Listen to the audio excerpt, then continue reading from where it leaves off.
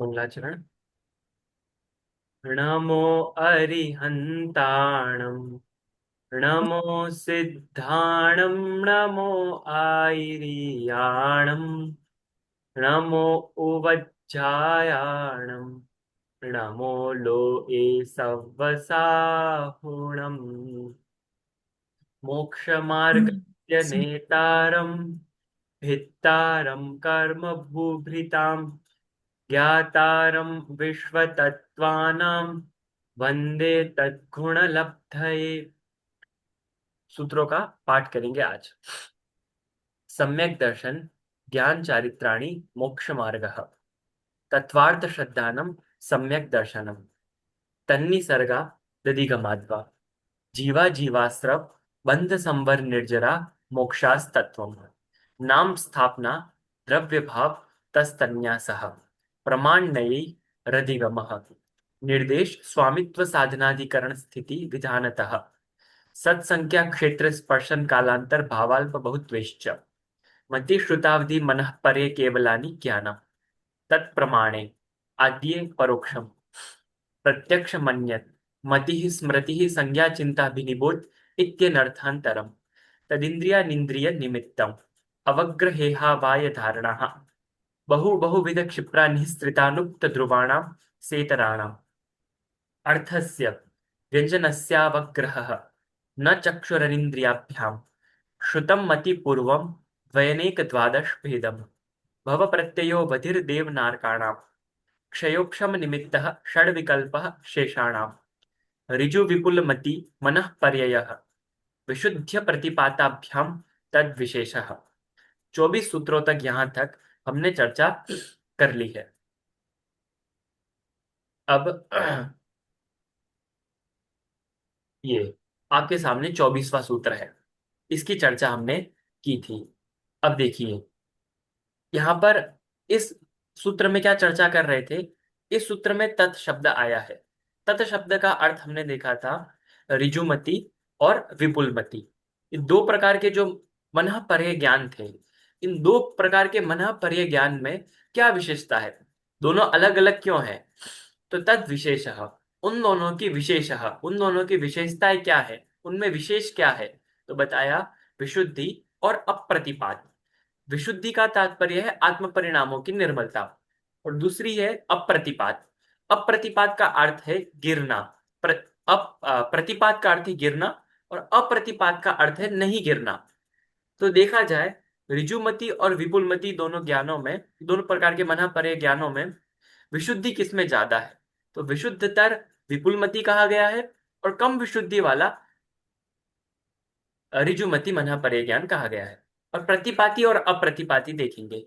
प्रतिपात का अर्थ है जो छूट जाता है, एक बार हुआ उसके बाद छूट जाता है, या नहीं भी छूटे उसमें देखा जाए, तो ऐसा होता है ऋजुमति मना परे ज्ञान। लेकिन विपुलमति मना परे ज्ञान अप्रतिपाती होता है। अप्रतिपाती का अर्थ है कि एक बार हो गया तो जब तक केवल ज्ञान नहीं हो जाता तब तक नहीं छूटेगा, ऐसा इसका नियम है। क्योंकि विपुलमति ज्यादा बड़ा मना परे ज्ञान माना गया है, वो केवल ज्ञान होने तक नहीं छूटता, एक बार होने के बाद में, ऐसा नियम कहा गया है। अब बताइए उपशम श्रेणी में चढ़ने वाले जीव को कौन सा मना परे ज्ञान होगा। मान लीजिए किसी मुनिराज को मना परे ज्ञान है, यदि वो उपशम श्रेणी पर आरूढ़ है तो कौन सा मना परे ज्ञान उनके होना चाहिए। कोई देगा इस प्रश्न का उत्तर। हाँ, ऋजुमति हो। क्यों ऋजुमति होगा।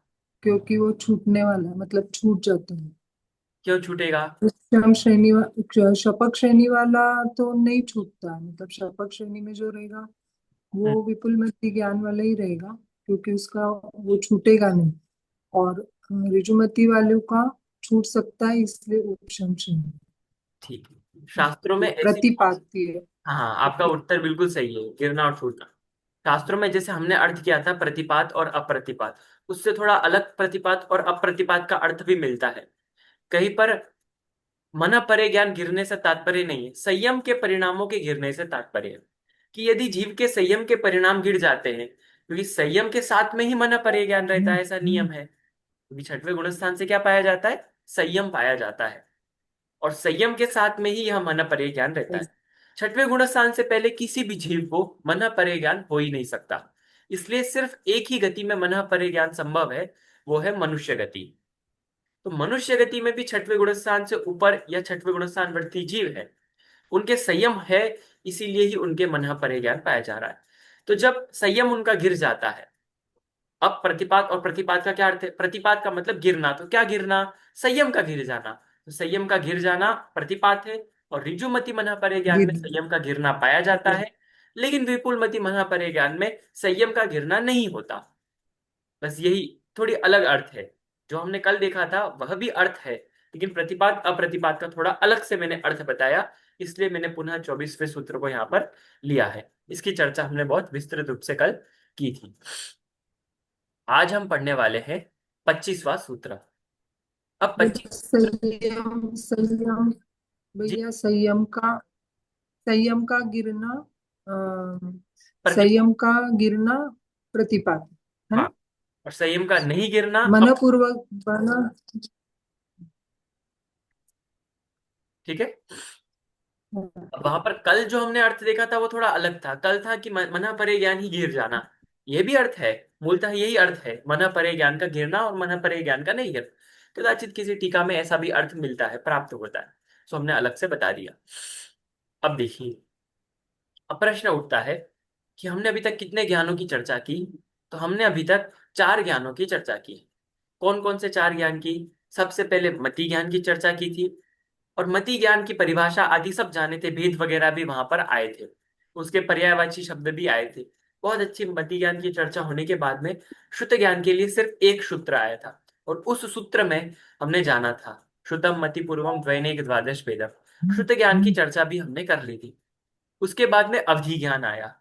अवधि ज्ञान का स्वरूप भी हमने देखा, उसके फिर भेदों के बारे में भी देखा, उसके दो भेद थे, उसके माध्यम से हमने चर्चा ली थी उसकी। और अंत में फिर चौथा ज्ञान आया था मनः परे ज्ञान, और मनः परे ज्ञान की चर्चा भी समाप्त हो चुकी। अब जब चारों ज्ञानों की चर्चा यहाँ पर समाप्त हो गई, तो अंत में एक प्रश्न उठ रहा था। वह प्रश्न ये था कि अवधि ज्ञान और मनः परे ज्ञान में क्या अंतर है? क्योंकि मति और शुद्ध ज्ञान में हमने अंतर देखा था, और बहुत अच्छी तरीके से देखा था, बहुत विस्तार पूर्वक उसकी हमने चर्चा की थी। लेकिन यहाँ पर दोनों ज्ञान तो कैसे है? परोक्ष है, उन दोनों में अंतर समझ लिया।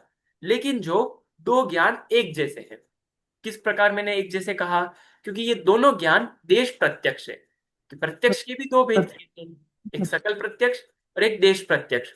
तो जो देश प्रत्यक्ष दो ज्ञान है, अवधि ज्ञान और मनः परे ज्ञान, इन दो प्रकार के देश प्रत्यक्ष ज्ञानों में भी क्या अंतर है, इस अंतर को बताने के लिए आचार्य देव यहाँ पर 25वां सूत्र कह रहे हैं। उसको समझने का प्रयास करेंगे। मैं निवेदन करूंगा शिल्पा जी से, वे अनम्यूट हो जाएंगे इस सूत्र का पुनः पाठ करने के लिए। विशुद्धि क्षेत्र स्वामी विशुद्ध क्षेत्र स्वामी विषयेभ्यो विषयेभ्यो वधि मनः पर्ययो। वधि मनः पर्ययो। ठीक है, पुनः इसका पाठ करेंगे। विशुद्धि क्षेत्र स्वामी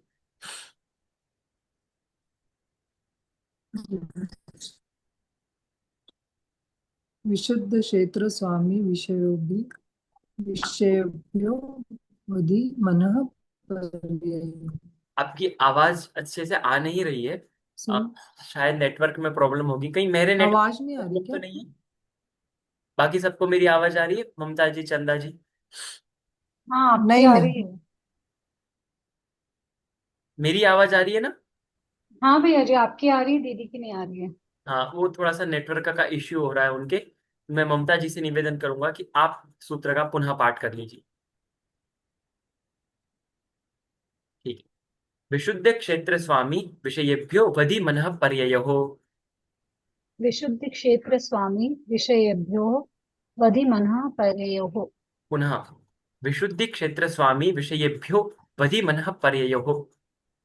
विशुद्धि क्षेत्र स्वामी विषयेभ्यो वधि मनः पर्ययोः। अब देखिए, इस सूत्र में यदि शब्द देखें तो कितने शब्द है? इस सूत्र में मात्र दो ही शब्द है। पहला शब्द है विशुद्धि क्षेत्र स्वामी विषयेभ्यो, और दूसरा शब्द है वधि मनः पर्ययो। वस्तुतः वहां पर अ था, लेकिन उसका लोप हो गया है। तो अलग शब्द जब करेंगे, शब्द ही अलग कर देंगे संधि से अलग करके, तो हम पूरा पढ़ सकते अवधि मनः पर्ययो। तो दो शब्द यहाँ पर हमको मिलते हैं। अब इस सूत्र में पूर्व से विशेषः इस शब्द की अनुवृत्ति ला लेनी चाहिए। क्यों लेनी चाहिए? क्योंकि यहाँ पर भी अवधि और मनः पर्याय इन दोनों में विशेषता दिखा रहे हैं। जैसे पूर्व वाले सूत्र में ऋजुमति और विपुलमति में विशेषता दिखा रहे थे, वैसे ही इस सूत्र में भी अवधि ज्ञान और मनः पर्याय ज्ञान, इन दोनों ज्ञानों में विशेषता दिखा रहे हैं। तो विशेष शब्द तो यहाँ पर लिखा नहीं है, कैसे ग्रहण करें? तो पूर्व सूत्र में जो विशेष शब्द लिया था उस शब्द का यहाँ पर ग्रहण हो जाएगा, उसकी यहाँ पर अनुवृत्ति मान लेनी चाहिए। अब ठीक है, देखते हैं अब इनके अर्थ। तो पहला शब्द था विशुद्धि क्षेत्र स्वामी विषयेभ्यो। इसका क्या अर्थ है? कि विशुद्धि क्षेत्र स्वामी और विषयों से यहाँ पर अर्थ आएगा अवधि मन पर्ययो। अवधि और मन पर्यय की विशेष मतलब विशेषता होती है। किससे विशेषता होती है अवधि ज्ञान और मन पर्यय ज्ञान में? क्या पैमाने हैं कि अवधि ज्ञान और मन पर्यय ज्ञान इन दोनों में आप भेद कर सकते हो? तो वो चार पैमाने यहाँ पर आचार्य देव ने बताए। पहला है विशुद्धि, दूसरा है क्षेत्र, तीसरा है स्वामी, चौथा है विषय। तो इन चारों के माध्यम से अवधि और मन पर्यय की विशेष मतलब विशेषता माननी चाहिए। ये चार पैमाने यहाँ पर दिए। और अवधि मन पर्यय मतलब अवधि और मन पर्यय ज्ञान की यहाँ पर विशेषता है। ज्ञान शब्द की अनुवृत्ति आ जाएगी, सम्यक शब्द की अनुवृत्ति आ जाएगी, वो सब उस प्रकार से समझ लेना, सम्यक शब्द की भी आ जाएगी। ठीक है। अब यह सूत्र तो संस्कृत से बहुत स्पष्टतया समझ में आ गया, लेकिन यहाँ पर कुछ शब्द है, उनका अर्थ क्या है? पहला शब्द है विशुद्धि। विशुद्धि शब्द का मैंने कल भी अर्थ बताया था, कोई बताएगा? कल मैंने विशुद्धि शब्द का अर्थ बताया था। आत्म परिणामों की निर्मलता। यही अर्थ है यहाँ पर भी विशुद्धि का। आत्म परिणामों की निर्मलता को विशुद्धि कहते हैं। ये विशुद्धि है, ये ऋजुमति और विपुलमति के भेद करने में भी आई थी। विशुद्ध प्रतिपादाभ्याम तद विशेषः, तो वहां पे भी विशुद्धि का वही अर्थ था और यहाँ पर भी विशुद्धि का वही अर्थ। दूसरा है क्षेत्र। क्षेत्र का तात्पर्य क्या है? कि जितने क्षेत्र में वह जान सकता है, ऐसे स्थान जहां तक वह ज्ञान प्रवर्तन कर सकता है। जैसे मति ज्ञान का क्षेत्र क्या है? तो जितने क्षेत्र तक वो जान पा रहा है, देख पा रहा है, सुन पा रहा है, कर पा रहा है, ग्रहण कर पा रहा है, वो मति ज्ञान का विषय हो जाएगा, मति ज्ञान का क्षेत्र हो जाएगा। क्षेत्र की बात कर रहे हैं। वैसे ही कि मना परे ज्ञान कितने क्षेत्र, कितने दूर तक के चीजों को जान सकता है, या अवधि ज्ञान कितने दूर तक की चीजों को जान सकता है, वह हो जाएगा क्षेत्र। और फिर आएगा अगला स्वामी। स्वामी का तात्पर्य है उसका मालिक कौन है, उसको धारण करने वाला जीव कौन है। जैसे मना परे ज्ञान है, तो मना परे ज्ञान को कौन धारण कर रहा है? अवधि ज्ञान है, तो अवधि ज्ञान को कौन धारण कर रहा है? वो हो जाएगा स्वामी। फिर अगला है विषय। विषय का तात्पर्य है किन पदार्थों को वह ग्रहण कर पा रहा है। रूपी पदार्थों को ग्रहण कर रहा है, कि अरूपी को ग्रहण कर रहा है, कि किसको ग्रहण कर रहा है, कहाँ के पदार्थों को ग्रहण कर रहा है, वह हो जाएगा विषय। इन चार प्रकार के पैमानों से आप अवधि और मना परे ज्ञान में विशेषता ला सकते हो, अंतर इन चार पैमानों से कर सकते हो।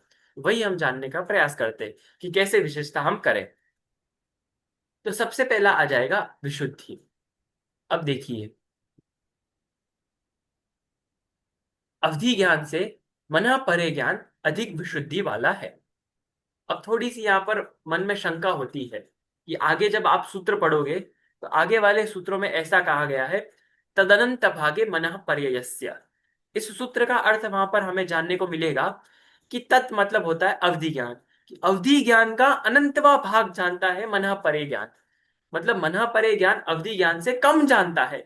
तो कम जानने वाला अधिक विशुद्धि वाला कैसे हो सकता है? अब देखिए, आत्म परिणामों की जो निर्मलता अर्थ किया, उसका मतलब क्या है? कि हमारे परिणाम कितने शुद्ध रह रहे हैं, वह तात्पर्य है। वह एक प्रकार से तात्पर्य है, लेकिन उसका दूसरा अर्थ ऐसा भी होता है कि हम किसी पदार्थ को कितने निर्मल तरीके से जान पाते। आई बात समझ में? कि उस पर्याय की कितने विशेषताओं को हम जान पा रहे हैं। एक तो हो गया कि सामान्य रूप से पदार्थ को जान लिया, नहीं, उस पदार्थ की कितनी पर्यायों को जान रहे, उस पदार्थ के कितने गुणों को जान रहे हो, तो उस अपेक्षा से हम अधिक निर्मलता से किसी पदार्थ को जान पा रहे। यही आत्म परिणाम की निर्मलता है।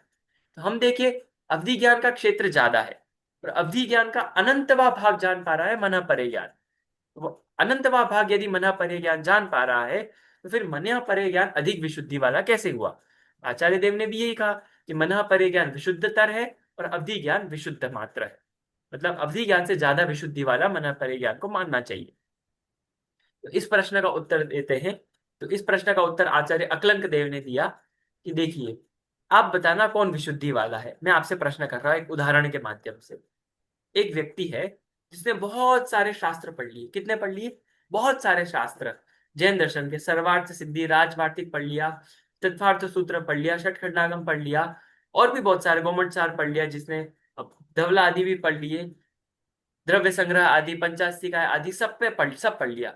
लेकिन सब कैसे पढ़े? ऊपर ऊपर से देख लिया। षटखंडागम बोले हाँ ये भी आता है, कितना आता है, तो ऐसा ऊपर ऊपर से इस अधिकार में ऐसा ऐसा है, सब बता देंगे। ठीक है, राजवार्तिक ग्रंथ कितना आता है कि ऊपर से हाँ इतना इतना आता है, मुझे इस अधिकार में लिखा, ये इस अधिकार में लिखा, ये इस अधिकार में। सर्वार्थ सिद्धि में क्या आता है, हाँ आचार्य देव ने ये कहा, ये कहा, ये कहा, ये सब मुझे पता है। अच्छा, गोमट सार में कितना आता है कि हाँ ये अधिकार में मुझे इतना पता है, ये नहीं। द्रव्य संग्रह में भी ऐसे सब आता है। ठीक है, ऐसे सबने जान लिया, ये ज्यादा जाना उसने। लेकिन एक व्यक्ति है, उसने सिर्फ एक ग्रंथ पढ़ा। जैसे एक ग्रंथ मान लो तत्वार्थ सूत्र की टीका है सर्वार्थ सिद्धि, बस एक ग्रंथ सर्वार्थ सिद्धि को पढ़ा। लेकिन उस ग्रंथ को इतना जोरदार तरीके से पढ़ा कि आद्योपांत एक एक शब्द को बहुत अच्छी तरीके से जानता है। यदि उसमें वाह शब्द है तो सर्वार्थ सिद्धि में वाह शब्द क्यों आया है, इतना तक विशेष जानता है। ऐसा कोई जीव है तो विशुद्धि अधिक कौन जानता है? कौन अधिक निर्मल ज्ञान का धारी है, बताइए? पहला या दूसरा? जिसने पूरा ग्रंथ पढ़ा। दूसरा। पहला। नहीं, दूसरा। दूसरा दूसरा। दूसरा। दूसरा। एक ग्रंथ पढ़ा है लेकिन बहुत विशेषताओं से युक्त जाना है, और जिसने बहुत सारे ग्रंथ पढ़े लेकिन बहुत सारे ग्रंथों में विशेषताएं नहीं है। वैसे ही ये उदाहरण था, आप सिद्धांत देखना कि अवधि ज्ञान बहुत सारे पदार्थों को जान रहा है लेकिन विशेषताओं से नहीं जान रहा है। मतलब उसकी बहुत सारी पर्यायों को नहीं जान पा रहा है। और मना परे ज्ञान यदि एक पदार्थ को भी जान रहा है तो उसकी बहुत विशेषताओं से युक्त जान रहा है। इसलिए मना परे ज्ञान को अधिक विशुद्धि वाला कहा है। आगे बात समझ में? मना परे ज्ञान कम जान रहा है, इन कम पदार्थों में भी अधिक चीजों को वो जान पा रहा है, अधिक विशेषताओं को जान पा रहा है। विशेष का अर्थ गुण और पर्याय होता है, सामान्य का मतलब द्रव्य होता है। ये तो स्पष्ट है ना? मतलब सामान्य से बढ़कर उसके विशेषताओं में भी ज्यादा विशेषताएं जान पा रहा है। और अवधि ज्ञान जान रहा है तो उसकी थोड़ी बहुत विशेषताओं को जान रहा है, ज्यादा नहीं जान रहा। इसलिए मना परे ज्ञान को अधिक विशुद्धि वाला कहा है अवधि ज्ञान से। भले ही अवधि ज्ञान ज्यादा जान रहा है लेकिन एक ही पदार्थ में और विशुद्धि से मना परे ज्ञान ही जान पा रहा है। क्लियर होगी बात? बहुत सरलता विशुद्धि समझ लिया। अब क्षेत्र को समझते हैं कि क्षेत्र किसका कितना ज्यादा है।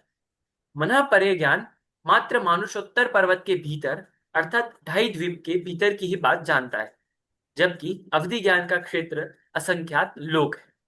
समझना कि मना परे ज्ञान जब होता है किसी जीव को, किसी अन्य के मन की जब बात जानता है तो कितने जीवों की मन की बात जान पाता है? तो जो मानुषोत्तर पर्वत है, ये जैसे मैं यहाँ पर बैठा हूँ, यदि मुझे उत्कृष्ट मना परे ज्ञान मान लो हो गया, मैं मुनि आदि बन गया, उत्कृष्ट मति ज्ञान मना परे ज्ञान हो गया, तो मानुषोत्तर पर्वत की सीमा है।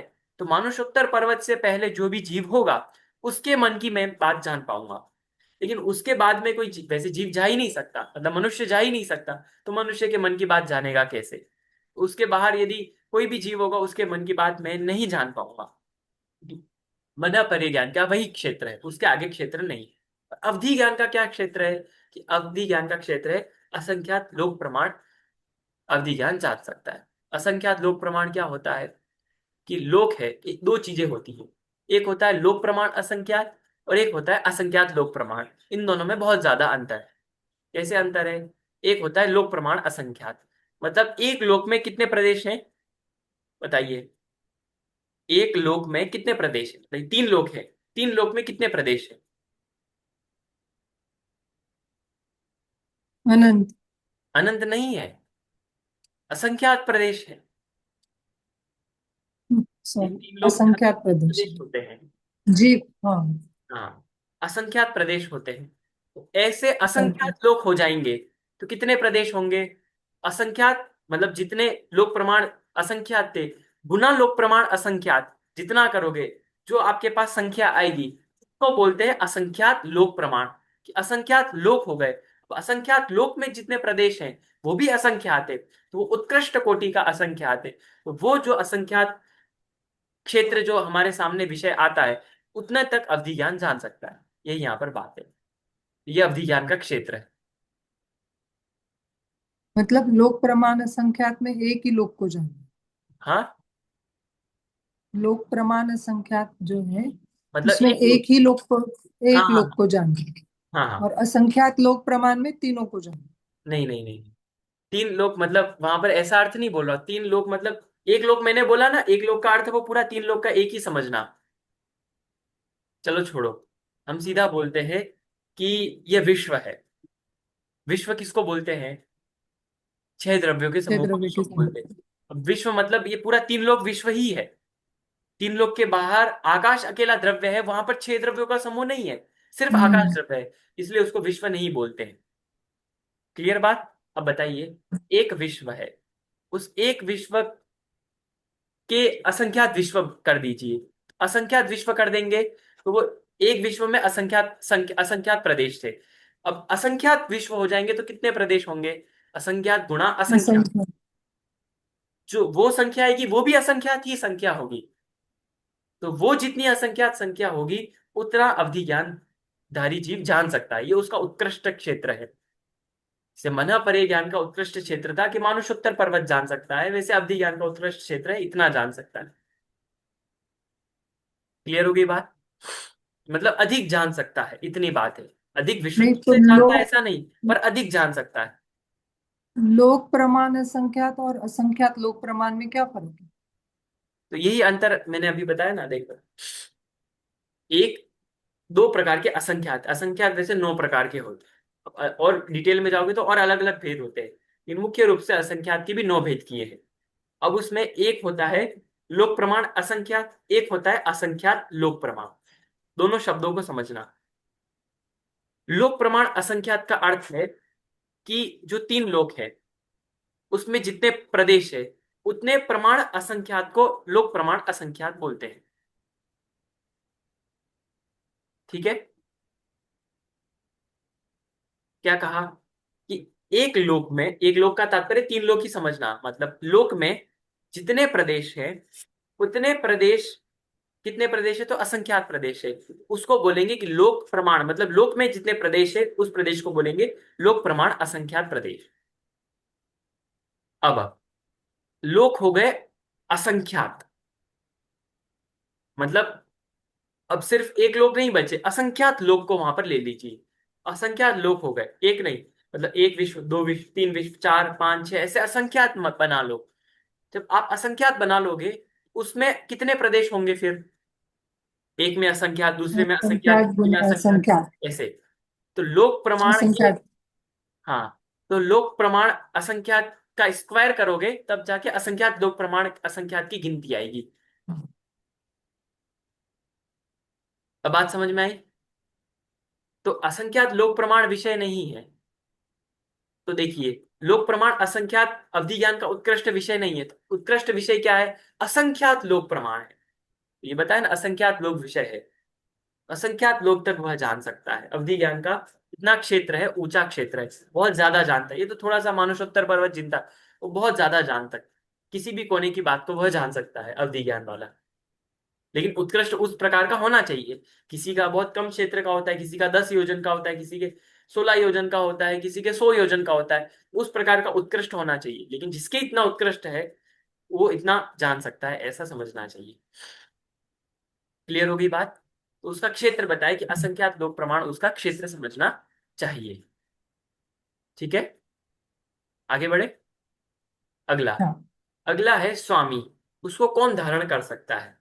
तो कहा, मनः परे ज्ञान छठवें गुणस्थान से लेकर 12वें गुणस्थान तक प्रवर्धमान उत्कृष्ट चारित्र वाले जीवों के ही पाया जाता है।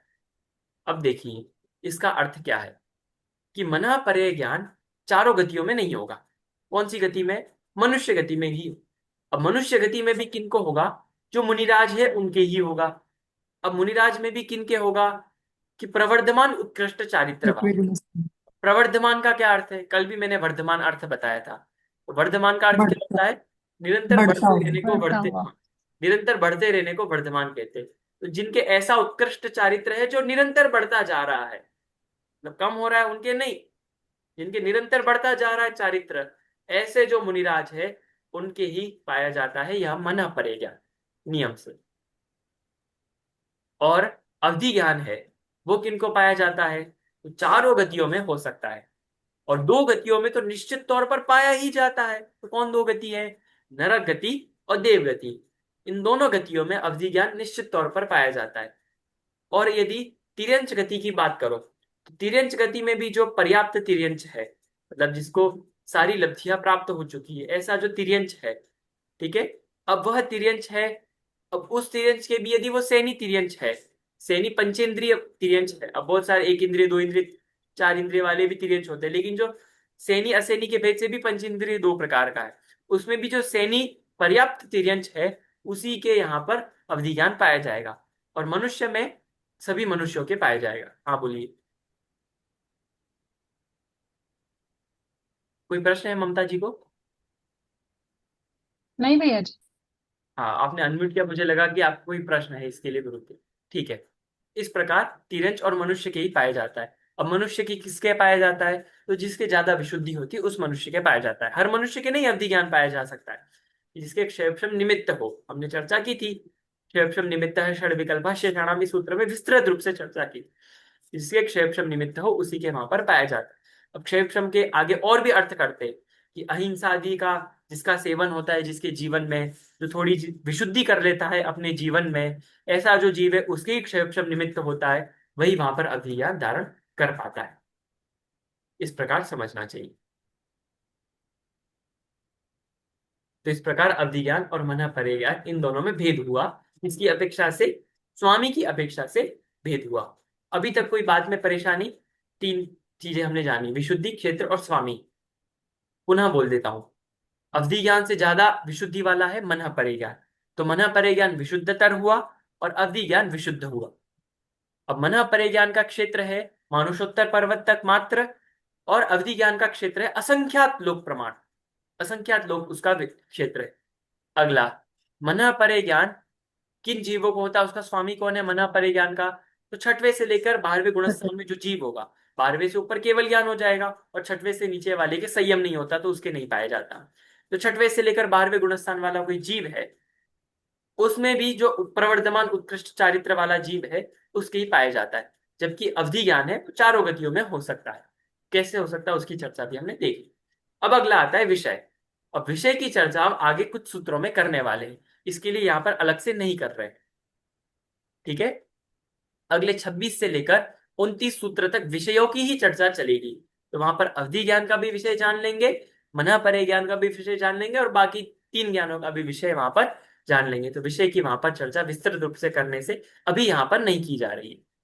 तो ये स्पष्ट हो गया ये वाला सूत्र। कोई प्रश्न हो हाँ। तो आप पूछ सकते हो। नहीं।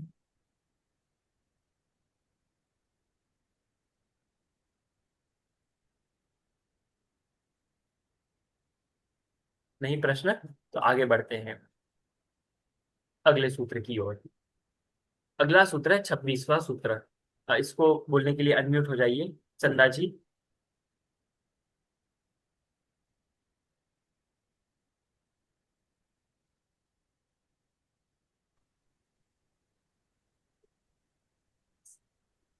हाँ। मतिश्रुतयोर निबंधो। मृत्युषु योनिर्बंधो। निर्बंधो नहीं है, निबंधो है। मतिश्रुतयोर निबंधो मतिश्रुतयोन बंधो। द्रव्येष्व सर्व पर्यायेषु। द्रव्येषु सर्वपर्यायेषु। पुनः एक बार और। मतिश्रुतयोर निबंधो। मतिश्रुतयो निर्बंधो। मतिश्रुतयोर निबंधो। मतिश्रुतयोर निबंधो। हाँ, द्रव्येष्व सर्व पर्यायेषु। द्रव्येषु सर्वपर्यायेषु।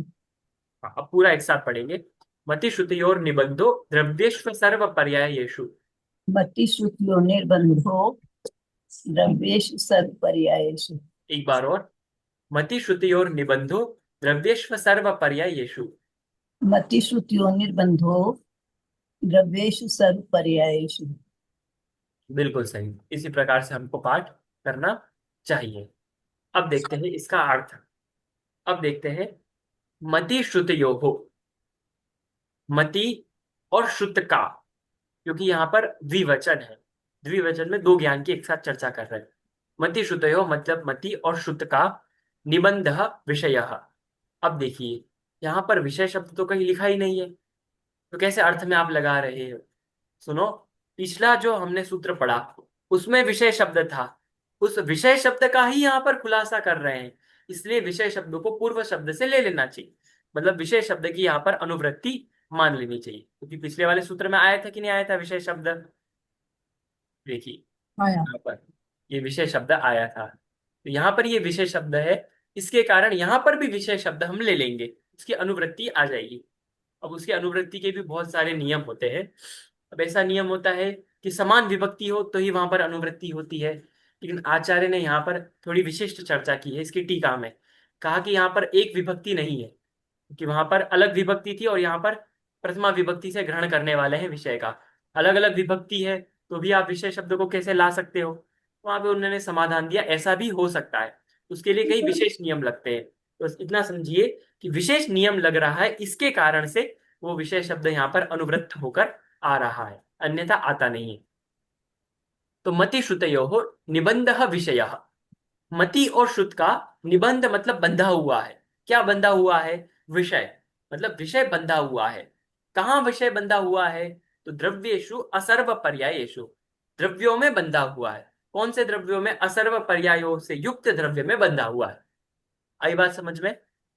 तो निबंध शब्द का अर्थ क्या है? बंधा हुआ है। और विषय शब्द का तात्पर्य है कि उसके ज्ञान का विषय ज्ञेय क्या बन रहा है। ठीक है, अब देखते हैं क्या ज्ञेय बन रहा है। अब थोड़ा सा द्रव्येषु असर्व पर्यायेषु को समझते हैं। यहां पर पहली बात तो इतना समझ लेना चाहिए कि चार शब्द है। पहला शब्द है मतिश्रुतयोः, दूसरा शब्द है निबंधो, इसको निबंध पढ़ना चाहिए वैसे तो, वो विसर्ग का ओकार हो जाता है। फिर द्रव्येषु, फिर अगला शब्द है असर्व पर्यायेषु, द्रव्येषु और अ में संधि होकर द्रव्येष्व शब्द बन गया है। बाकी दोनों अलग अलग, द्रव्येषु अलग है और असर्व पर्यायेषु अलग है। और असर्व पर्यायेषु यह जो शब्द है वह द्रव्येषु इस शब्द का विशेषण है, इसलिए इन दोनों में विशेषण विशेष्य भाव संबंध है।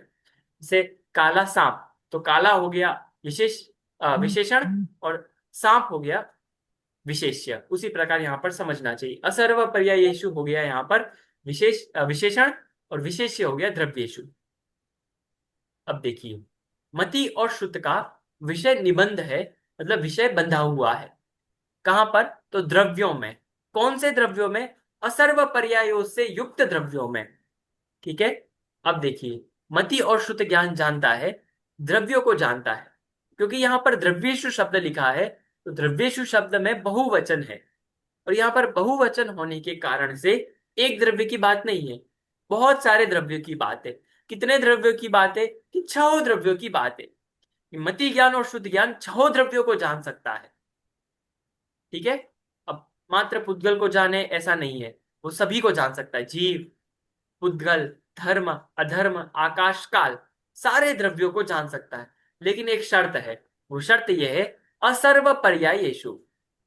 असर्व, सर्व का अर्थ होता है सभी, और असर्व का अर्थ होता है सभी नहीं। सभी नहीं का तात्पर्य है किंचित, किंचित पर्यायेषु, किंचित पर्यायों से युक्त द्रव्य को ही जान सकता है। अब देखिए द्रव्य में तो अनंत पर्याय होती है, लेकिन सारे पर्यायों को मति और शुद्ध ज्ञान नहीं जान सकते। कि पर्याय कैसी होती है? अनंत पर्याय होती है। अनंत को विषय कौन कर पाता है? अनंत को सिर्फ केवल ज्ञान ही विषय कर पाता है। अवधि ज्ञान और मन परे ज्ञान असंख्यात को विषय कर पाते हैं, और संख्यात को मति और शुद्ध विषय कर पाते हैं। तो यद्यपि वो संख्यात को ही विषय कर पाते हैं, तो अनंत पर्याय को कैसे जानेंगे? इसलिए यहाँ पर शब्द दिया असर्व पर्यायेषु, कि सारी पर्यायों को नहीं, किंचित पर्यायों को से युक्त जो द्रव्य है उसी को ही अपना विषय बना सकता है मति ज्ञान और श्रुत ज्ञान। अर्थ समझ में आ गया सूत्र का? संस्कृत से एक बार अर्थ समझ में आ जाए तो फिर और विशिष्ट चर्चा इस बारे में हम करेंगे।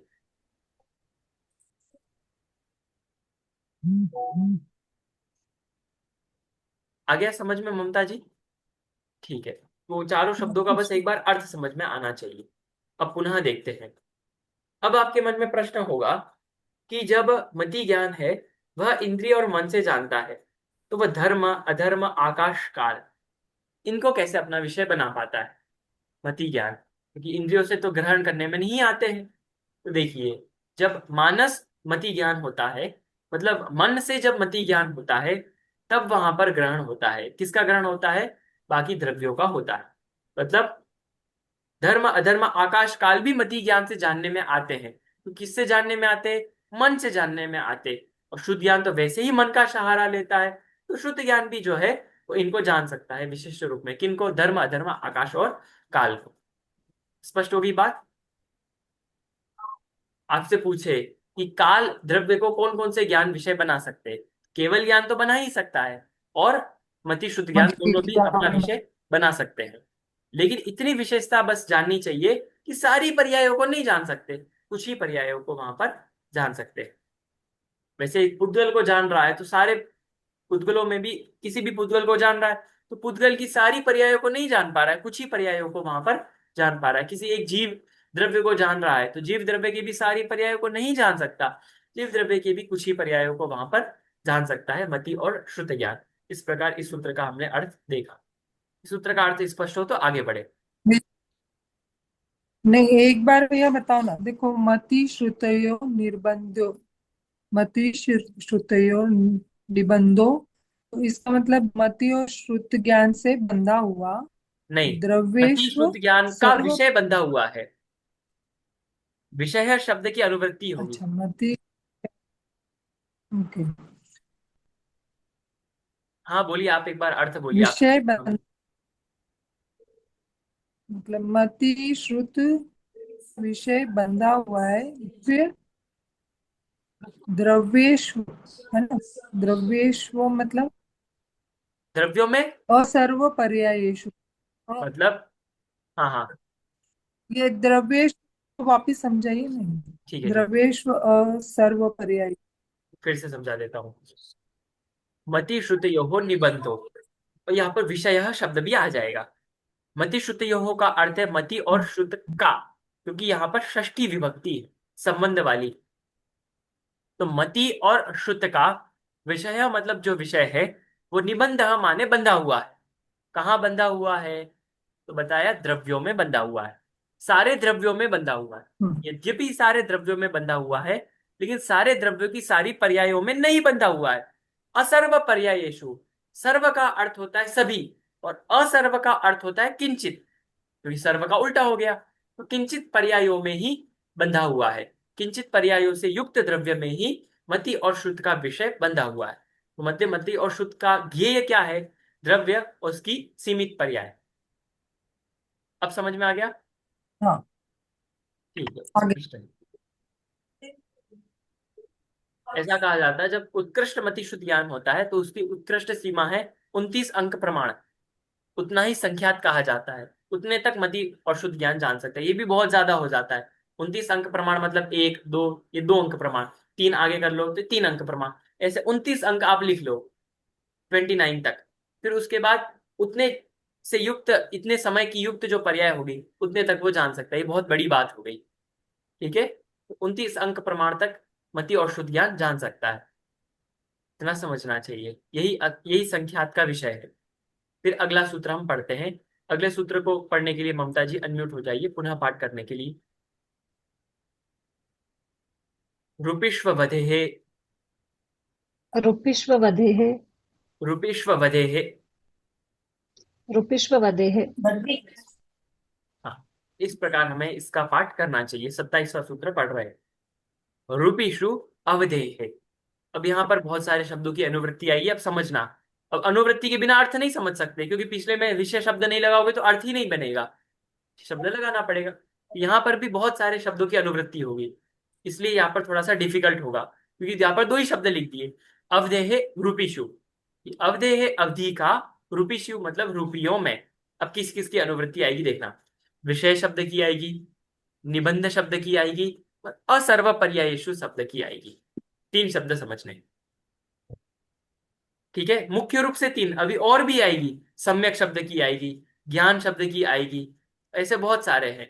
लेकिन यहाँ पर मुख्य रूप से अभी समझने के हिसाब से 3 शब्द समझो। विषय, निबंध, असर्व पर्यायेषु। तो पूरा सूत्र क्या बन जाएगा कि अवधे है विषय निबंध असर्व पर्यायेषु रूपिषु।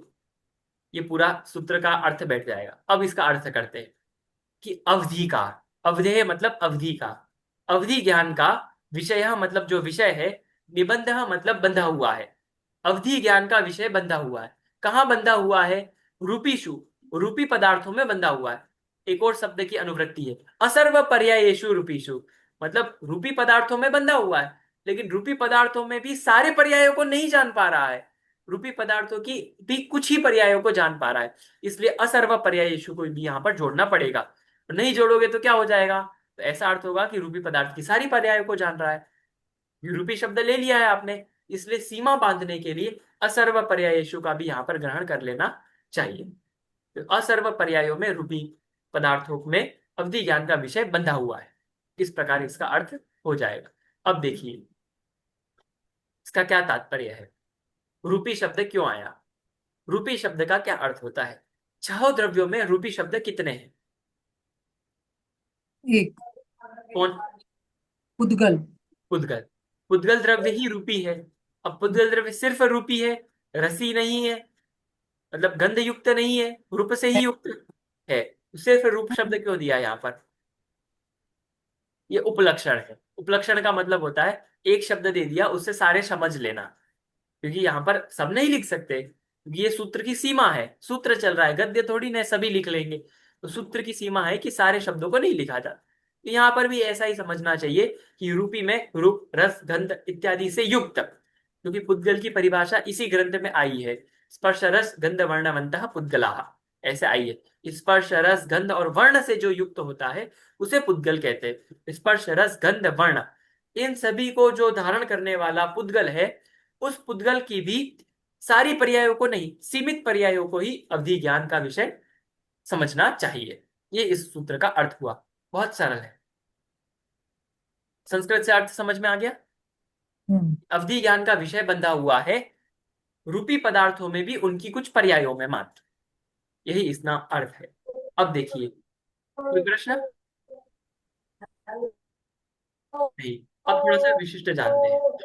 अवधेय शब्द में भी यहाँ पर कौन सी विभक्ति है? तो षष्ठी विभक्ति है, और रूपीशु में सप्तमी विभक्ति है कि रूपियों में, और अवधेय मतलब अवधि का, इस प्रकार अर्थ समझना चाहिए। अब थोड़ी विशिष्ट बात यह है कि अवधि ज्ञान बता सकता है कि आपके कौन सा भाव चल रहा है, क्षयपशम भाव चल रहा है कि क्षायिक तो नहीं जान पाता, क्षयपशम चल रहा है कि आपके उदय चल रहा है कि आपके उपशम चल रहा है, इतना अवधि ज्ञान जान सकता है। कैसे जान सकता है? ये तो जीव के परिणाम है, क्योंकि जब हम अगला अध्याय पढ़ेंगे, दूसरा अध्याय, दूसरे अध्याय में पांच भावों की चर्चा आई है। कौन कौन से पांच भाव पता होंगे ना?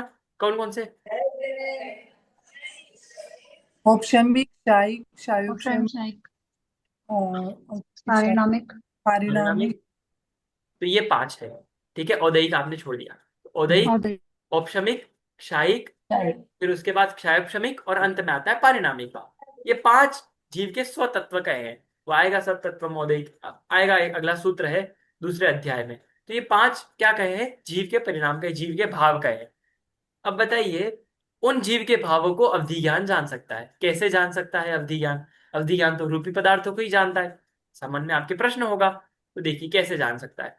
क्योंकि वो कर्मों की अवस्था को जान लेता है, जैसे कि कर्मों की ऐसी स्थिति बन रही है उसको जान लेगा, और ऐसी स्थिति बनने पर ऐसा भाव होता है, ऐसा निमित्त नैमित्तिक संबंध है, इसलिए वो परिणामों को भी जान लेता है अवधि ज्ञान।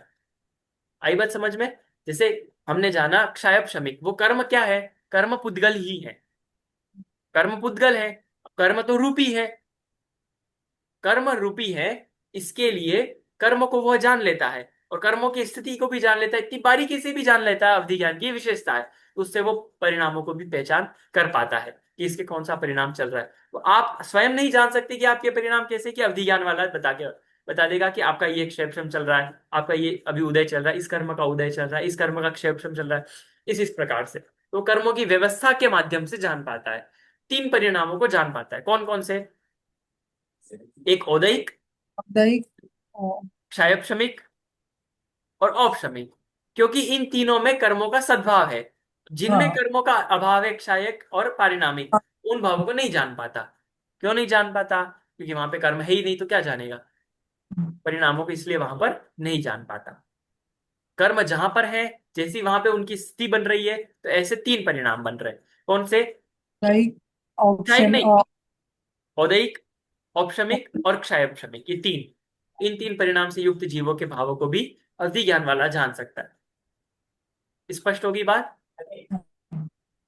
अब यह स्पष्ट हो गया सूत्र, तो अगले सूत्र की ओर बढ़ते हैं। अगला सूत्र पुनः पुनः पाठ करने के लिए चंदा जी से निवेदन करता हूं, अनम्यूट हो जाइए। अनम्यूट ही है। 28वां सूत्र। तदनंत भागे मनः पर्ययस्य। तदनन तद तदनंत भाग्ये मनः पर्ययस्य। पुनः तदनंत भागे मनः पर्ययस्य। तदनंत भाग्ये मनः पर्ययस्य। एक और बार, अंतिम बार पढ़ते हैं। तदनंत भागे मनः पर्ययस्य। तदनंत भाग्ये मनः पर्ययस्य। ठीक है। अब इस सूत्र के अर्थ करते हैं। यहाँ पे भी सबकी अनुवृत्ति ले लेना है कि विषय शब्द की, निबंध शब्द की अनुवृत्ति ले लेनी चाहिए। तो मनः पर्ययस्य, मनः पर्यय का, तो मनः पर्यय ज्ञान का, मनः पर्यय ज्ञान का क्या विषय? निबंध है, बंधा हुआ है। कहाँ बंधा हुआ है? तदनंत भागे, उसके अनंत भाग में बंधा हुआ है। किसका अनंत भाग? तो यहाँ पे तत् शब्द लिया है। तदनंत भागे, तत् और अनंत भागे ये दोनों अलग हो जाएंगे। उसके अनंत भाग में, किसके अनंत भाग में? तो अवधि ज्ञान के अनंत भाग में। तो जो अवधि ज्ञान का अनंत भाग है उसमें मनः पर्यय ज्ञान की प्रवृत्ति होती है। अब देखिए, इसकी टीका में आचार्य देव ने चर्चा की है कि अवधि ज्ञान कितने प्रकार का होता है। बताइए आप ही, बहुत चर्चा कर ली हमने अवधि ज्ञान की, तो अवधि ज्ञान कितने प्रकार का होता है? दिगंत 5। नहीं, पांच तो हमने देखे ही नहीं। हमने बहुत प्रकार से भेद देखे, लेकिन पांच नहीं देखे। 6। छह। ठीक है, षड विकल्प शब्द ही आया है। हम्म। ठीक, छह भेद होते हैं। और दो भेद होते हैं, गुण प्रत्यय और भव और प्रत्यय। अब बहु प्रत्यय। और कौन से भेद होते हैं? और भी बताए थे मैंने। आपने 3 भी बताए थे, 8 भी बताए थे। हाँ, तीन कौन से बताए थे? देशावधि, परमावधि और सर्वावधि। ठीक है। हम्म। अब देखिए, इसकी थोड़ी चर्चा की। जो परमावधि अवधि ज्ञान का विषय है उसका अनंतवा भाग जान पाता है सर्वावधि अवधि ज्ञान वाला।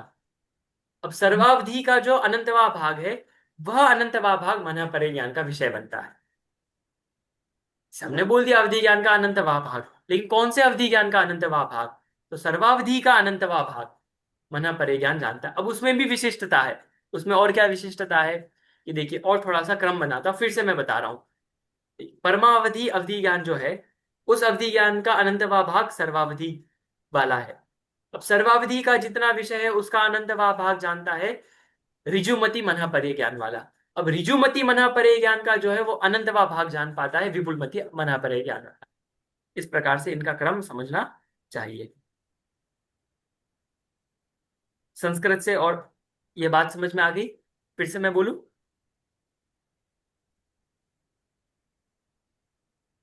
भैया जी, देश अवधि में क्या आएगा मतलब?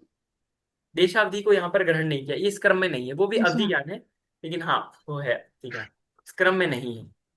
अच्छा, मतलब परम अवधि का अनंतवा भाग सर्वावधि। सर्वावधि जानता है, सर्वावधि का अनंत भाग ऋजुमति, और ऋजुमति का अनंत भाग विपुलमति। हाँ हाँ, ठीक है। अच्छा। मतलब विपुलमति मनः पर्यय ज्ञान है, उसका विषय भी कम है। अब देखिए, विपुलमति का कम है और किसका ज्यादा है? ऋजुमति का ज्यादा है। लेकिन कौन विशुद्धि वाला है? तो वहां विपुल पे भी मत। विपुलमति विशुद्धि वाला विपुलमति। है। क्यों है?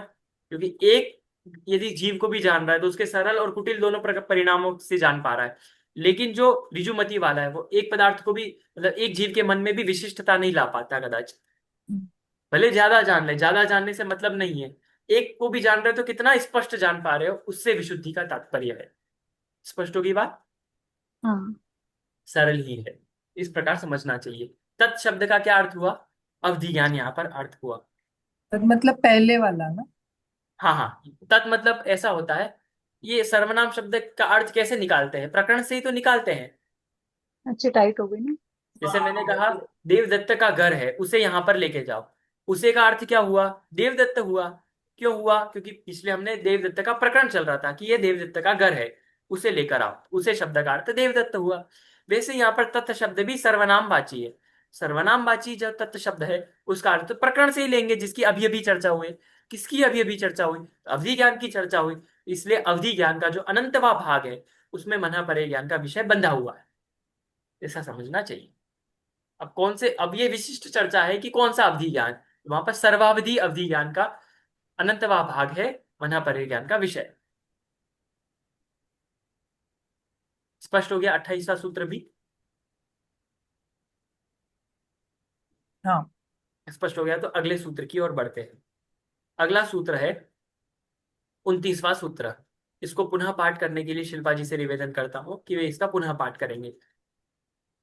सर्वद्रव्य पर्यायेषु सर्वद्रव्य पर्यायेषु केवलस्य। केवलस्य। अब पुनः एक साथ, सर्वद्रव्य पर्यायेषु केवलस्य। सर्वद्रव्य पर्यायेषु केवलस्य। अब केवलस्य मतलब केवल ज्ञान का, विषय मतलब विषय, निबंध मतलब बंधा हुआ है। कहाँ बंधा हुआ है? सर्वद्रव्य पर्यायेषु, सभी द्रव्य की सभी पर्यायों में। स्पष्ट होगी बात? अब देखिए, सर्व शब्द तो द्रव्य के साथ जुड़ा हुआ है, पर्याय शब्द के साथ तो नहीं जुड़ा हुआ है, तो कैसे जोड़ लें? ऐसी बात नहीं है। सर्व शब्द आदि दीपक है, वो द्रव्य के साथ भी जुड़ेगा और पर्याय के साथ भी जुड़ेगा, तो शब्द बन जाएगा सर्व द्रव्य की जो सर्व पर्याय है उनमें केवल ज्ञान का विषय बंधा हुआ है। अब सभी ज्ञान में तो कैसा था, कभी कोई पदार्थ जानने में आता है उसका ज्ञान छूट जाता है तो दूसरा ज्ञान होता है, कभी वह ज्ञान छूट जाता है तो दूसरा ज्ञान जानने में आता है, कभी वो ज्ञान छूट जाता है तो दूसरा ज्ञान होता है। लेकिन केवल ज्ञान में ऐसा नहीं है। केवल ज्ञान में सारे द्रव्यों की सारी पर्याय एक साथ एक समय में जानने में आती है। ये केवल ज्ञान की विशिष्टता है। इस प्रकार केवल ज्ञान का विषय है। अब इसमें क्या खुलासा करें? सारे द्रव्य मतलब सारे, इस ये जितने भी उद्गल द्रव्य कितने होते हैं तो अनंत अनंत होते हैं, जीव द्रव्य कितने होते हैं? अनंत होते हैं। धर्म द्रव्य कितना होता है बताइए? एक। एक होता है। अधर्म द्रव्य कितना होता है? एक। एक। आकाश द्रव्य कितना होता है? असंख्यात। असंख्यात। असंख्यात नहीं होता आकाश द्रव्य। एक। आकाश द्रव्य एक होता है। एक होता है इसके एक। कदाचित भेद कर दिए जाते हैं लोकाकाश और अलोकाकाश, लेकिन होता मूल में एक अखंड आकाश द्रव्य एक ही है। भेद भी करके अलग अलग बात करते हैं लेकिन मूल में एक ही भेद है, वो आकाश द्रव्य एक ही है। फिर अगला, काल कितने हैं? असंख्यात। काल द्रव्य असंख्यात है, एक एक प्रदेश पर एक एक कालाणु विद्यमान है। पुनः मैं बोलता हूँ, जीव है अनंत, उद्गल जीव अनंत, जीव से भी अनंतानंत गुने ज्यादा है, तो अनंतानंत। धर्म एक, अधर्म एक, आकाश एक और काल द्रव्य असंख्यात। ये सब चर्चा आने वाली है अगले कुछ अध्यायों में, तो वहां पर तत्वार्थ सूत्र से समझ लेना चाहिए। इस प्रकार केवल ज्ञान का विषय होता है कि सारे द्रव्यों को जान रहा है, अनंत द्रव्य है, उन सारे अनंत द्रव्यों को और उनकी सारी पर्यायों को, एक एक द्रव्य की अनंत पर्याय होती, उन सारे अनंत पर्यायों को एक साथ एक समय में केवल ज्ञान अपना विषय बना पा रहा है। यही केवल ज्ञान की विशेषता है। स्पष्ट हो गया? सरल ही था। इस प्रकार 29वां सूत्र भी हमने जाना। कोई प्रश्न इस सूत्र में से? नहीं। इस प्रकार हमने आज बहुत सूत्र देख लिए, तो इसलिए मैं चाह रहा हूं कि एक बार पुनः सूत्रों को देख लिया जाए, आज के सारे सूत्रों को। सिर्फ पढ़ेंगे, अर्थ आपको बताना होगा, क्योंकि वैसे समय कुछ बाकी भी है। मैं सूत्र पढ़ूंगा और अर्थ आपको बताना है, ठीक है? मैं जिससे बोलूंगा उसको अर्थ बताना होगा।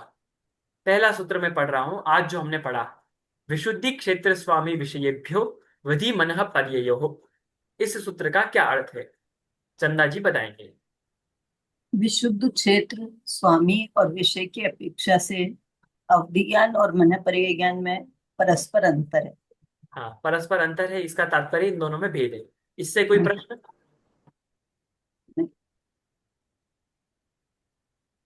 स्पष्ट है? हाँ।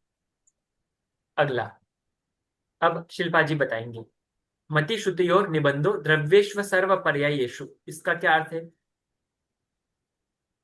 मति और श्रुत ज्ञान, मति श्रुत ज्ञान मतलब विषय, विषय बंधा हुआ है द्रव्य से और अस असर्व मतलब कुछ पर्यायों से। असर्व पर्याय पूरा शब्द है। असर्व असर पर्याय हाँ, असर किससे बंधा हुआ नहीं, कहाँ बंधा हुआ है, ऐसा अर्थ लेना चाहिए, ठीक है, क्योंकि ये सप्तमी विभक्ति का प्रयोग है। तो असर्व पर्यायेषु द्रव्येषु मतलब किंचित पर्यायों से युक्त द्रव्य में ही विषय बंधा हुआ है, किसका, मति ज्ञान का और श्रुत ज्ञान का।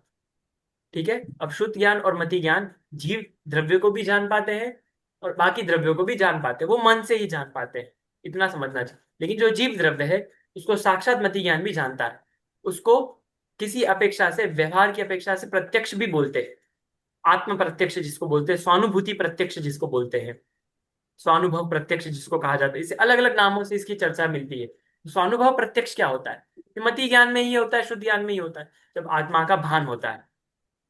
ठीक है, वहां पे इंद्रियों की भी सहायता नहीं होती, मन की भी सहायता नहीं होती, दोनों से निरपेक्ष होता है। कदाचित भाव मति और शुद्ध ज्ञान वो विशिष्ट होता है, उसको बोलते हैं स्वानुभव प्रत्यक्ष। लेकिन होता मति और शुद्ध ज्ञान ही है, पर वहां पे इंद्रिय और मन की सहायता नहीं हो पाती, वो अलग अपवाद है, ऐसा समझना चाहिए। अगला, इसकी अर्थ बताएंगे ममता जी। रूपिष्व बधे है। अ, अवधि ज्ञान का विषय रूपी पदार्थों से बंधा हुआ है। ठीक है, कौन से रूपी पदार्थ, आपने पूरा अर्थ नहीं किया। हाँ, लेकिन मतलब रूपी पदार्थ से बंधा हुआ है तो इसमें कर्मों को लिया जाता है। नहीं नहीं नहीं, पुद्गल पूरा पुद्गल अर्थ चीज, नहीं किया, पुद्गलों को फिर लिया से एक बार जाता आप है। अर्थ कीजिए जो पहले अर्थ किया था। अवधि ज्ञान का विषय रूपी पदार्थों में बंधा हुआ है, लेकिन वो ये- सारी पर्यायों को हाँ नहीं यही, जानता। तो लेकिन वो सारी हाँ। पर्यायों को नहीं जानता है, उसमें भी स्पष्ट हम्म। है, क्योंकि असर्व पर्यायश का भी ग्रहण हो रहा है। तो बिल्कुल हाँ। सही, ये इसका अर्थ है। वो तो विशिष्ट चर्चा है, वो कर्मादि को भी जान रहा है, तो वो रूपी पदार्थ ही है, वो विशिष्ट चर्चा हम्म। समझनी चाहिए। ठीक है, अगला पुनः आप ही बताएंगे। तदनंत भागे मनः पर्ययस्य।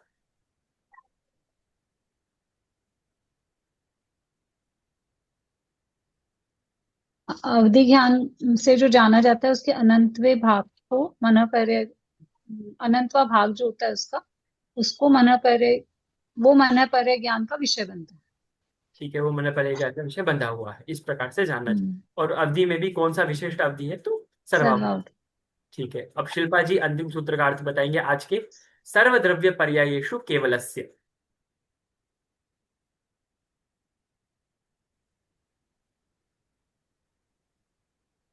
केवल ज्ञान सभी द्रव्य और पर्याय को का विषय हाँ, ऐसा बोलना चाहिए, सभी द्रव्यों को उसकी पर्यायों के साथ में, उसकी सारी पर्यायों के साथ में केवल ज्ञान का विषय इनमें बंधा हुआ है, सारे द्रव्यों को वो जान पा रहा है केवल ज्ञान।